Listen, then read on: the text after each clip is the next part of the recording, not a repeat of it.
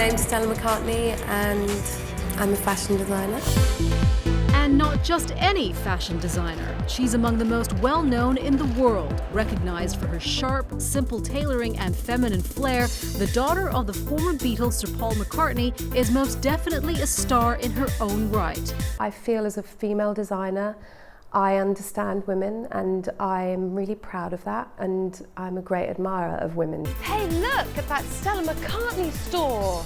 This week on Talk Asia, we're with Stella McCartney in Beijing for the opening of her flagship store. And follow her to Shanghai to hear what advice she has for the next generation of designers from the East. I think one of the first times perhaps women, I know I did, recognized your name in fashion was when you were at Chloe, and it was those trousers that everybody talked about, the low slung, but you know, it flattered pretty much every shape. Yeah. When you're designing a collection, now we're not all 6 foot tall, you know, size 0. How do you manage that kind of look so that it flatters everyone? I'm a miracle worker, what can I say? No, you know, I think I'm a woman designing for women, and I'm a working woman designing for women. I have a great sort of sympathy toward that, and I hope I have a great understanding towards that. I wear everything when I fit it. I try on everything with my team, which are a lot of women in my team.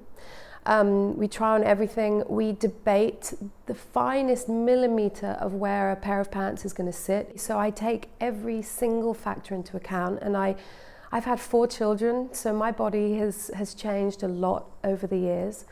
And so I think I have an understanding. And also creating timeless pieces is really important. Pieces that will not come in and out of fashion. You know, it's really important to me that I'm creating design that can stay with you for your lifetime, your children's lifetime. And for me, that's the idea of luxury. And is that from your Savile Row training days? What was that like for you? I mean, that was the old boys club. Yeah, it was great. Right? And I loved that. I loved that it was a bunch of beer drinking sort of, you know, guys just in, you know, in a workshop environment. It takes you 3 years just to set a sleeve in Savile Row, and it's the couture of fashion in, you know, in London, and it's been totally a life-changing thing for me. One of the interesting things I read about how you negotiated your deal back in 2001 was that you held on to your stance that you wanted to retain 50% control. Yeah. And when Gucci Group, PPR, and now Kering,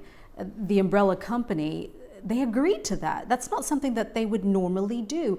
What gave you the confidence to do that? You know, I'm very aware of my family name. I'm very aware of the legacy that kind of carries with it, and I think that I didn't want to lose any kind of hold of that. And I think once you're born into something that you're proud of and that you're aware of, you don't take it lightly. So in creating another McCartney brand, if you like, I was aware that I needed to have a certain amount of control in that, and where that would be taken in the future. And also I just think it's very important as a creative person to feel that you have a lot to do with the business side. I think this industry is so full of incredible creative minds that are kind of have a distance from business, and it can sometimes create a void in between the relationship, and I just don't find that healthy in creating a brand. So what was that like then, when you first saw your name, Stella McCartney, the label, on a piece of clothing, and then your name on a storefront? Wasn't your father's name, it was your name. It's never really sunk in. I think I separate myself probably from the brand mark and myself as a human being and my name. I think it's a strange one. It's an interesting question. You literally wear your heart on your sleeve. I wear my heart on my sleeve. Step into my office. How do you say waistband in fashion? Didn't know you were so funny, Stella. We've been filmed being funny. It's really good luck to rub the nose of a bull. Oh. Not really. I totally made that up. Hey, look at that Stella McCartney store. Pretty impressive there. Hey, that's yours. Tell me about the choice of actually being located in this place, because I mean does represent what you're about. Yeah, well, that was the choice, really. Yeah. Having the opportunity to work in an incredible sustainable building in China is just, it's incredible. I'm really excited. On a day-to-day basis, what keeps you excited and hungry for it?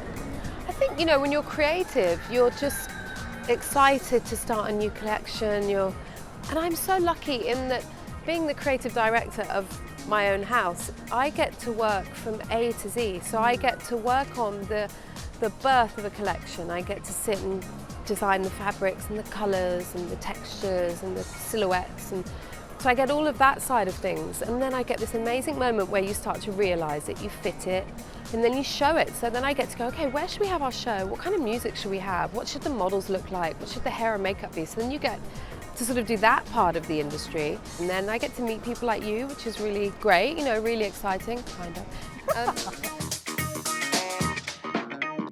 For me, it's always inspired me and pushed me to prove people wrong, you know. It's always been a good feeder that, you know, always somewhere at the back there's somebody going, you know, why she got there or how she got there. So, you know, I did everything every other fashion designer did. I went to college, I studied, I went at 15 to Paris and worked for couture houses, and I've done, you know, I certainly did my time in a conventional way. So I just try and kind of get on with it. You know, I have a clear vision of what's right for me on a personal level and what's right for the brand. And that vision includes an ethical stance. And yet here we are in China, where sustainability, environmental practices are and have been questioned. How concerned are you now that you have a major presence in this country? I've always believed with infiltrating from within. I've never been one of those people that believes in preaching and standing on the other side of the road and going, you are bad, you are bad. You know, I'm the kind of person that believes that something is better than nothing.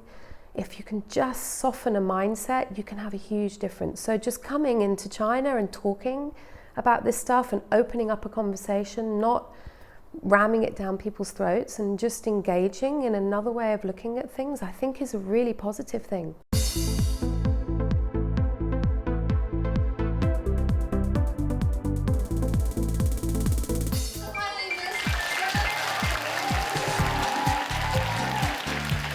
Ni hao.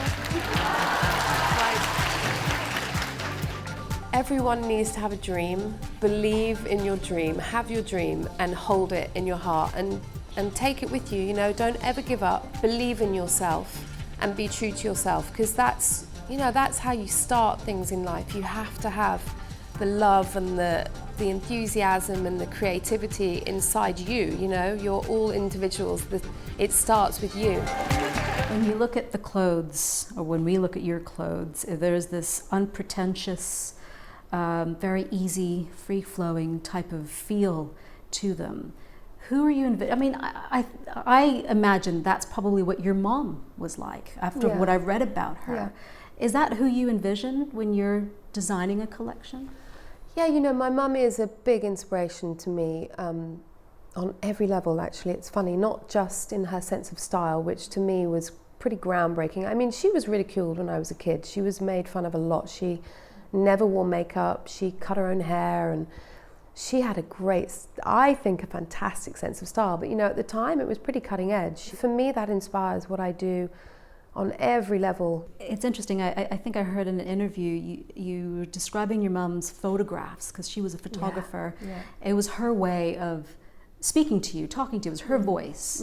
Are your collections, is your label your way of speaking to women? Nice question. I hadn't thought of that. I guess so, yeah.